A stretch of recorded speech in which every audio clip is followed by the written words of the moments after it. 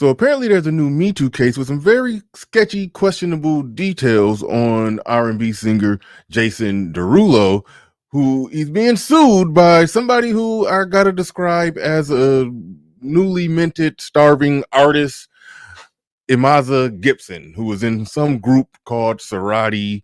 They had potential, then they fell off. It didn't really work out, but he tried to sign her to try to get her solo career going, and that apparently didn't work out. And now she's suing him, saying that it was unwanted sexual advances, and every sexual advance is potentially unwanted because you don't know if it's wanted until you try it. So that's where the language gets kind of funny, but she sued him, and he's had to respond to it in a very awkward way.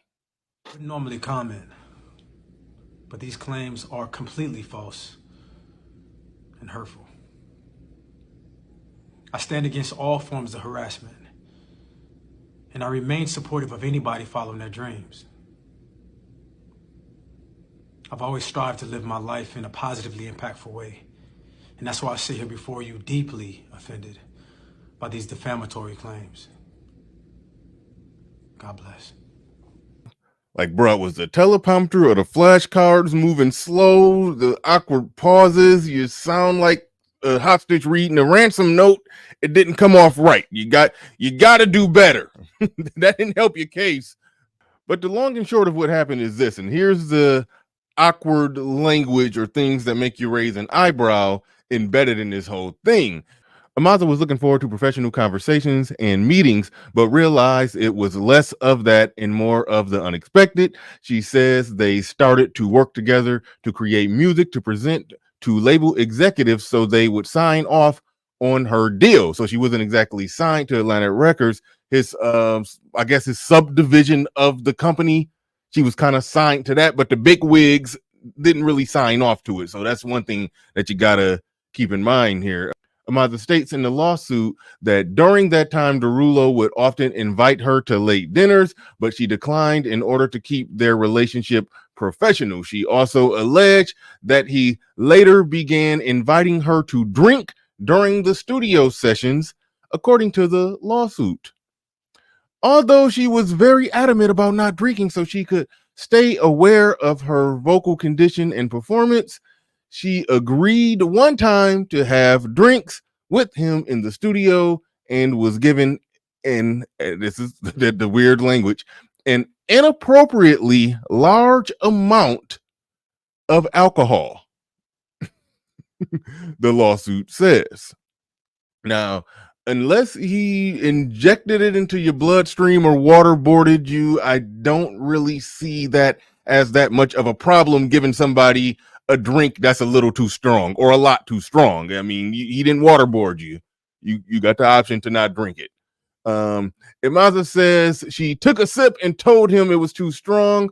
I told him that I wasn't a drinker. So it's like, you're not listening to that the first time I tell you, and you're still pushing on me. Imaza said in the NBC News interview, it's like pressure at this point. There's also an article in the Rolling Stones where she goes into a lot more details, and she does say a lot of things that would make him guilty of something, given that there is a, subordinate kind of, employer employee type of relationship there. So if everything that is stated and that she said in the Rolling Stones article, where he was really putting on the full court press and being, as what they would call verbally or emotionally abusive and badgering her for it. But here's the catch.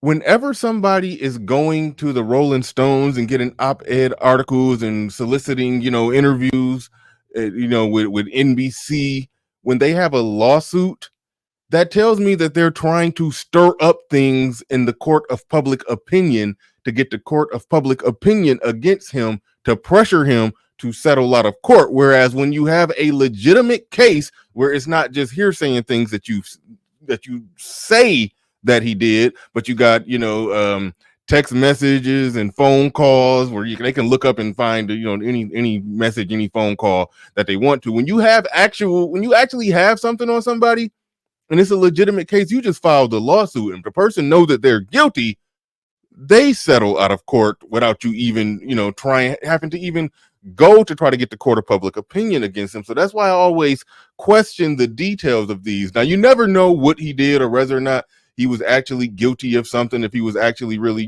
pushing on her aggressively after she said no, and badgering her and making a uncomfortable, unsafe work environment, where there is something to be said about that. But it's not really. If you have a case, you take your case to court. Whenever I see somebody, especially a starving artist whose career didn't pan out, trying to publicly defame somebody whose career is doing great, I always see a lie in there. I always see somebody like Amber Heard, who's not innocent, trying to put dirt on somebody to sway him to do something, to cough up some money. That's what I see in situations like that. But click the link to the video that you see popping up on the screen. That's to Machismo TV, one of the best male-centric clip show and highlight reel channels on the internet. Make sure you check it out. And with that said, we out of here. Peace. We gone.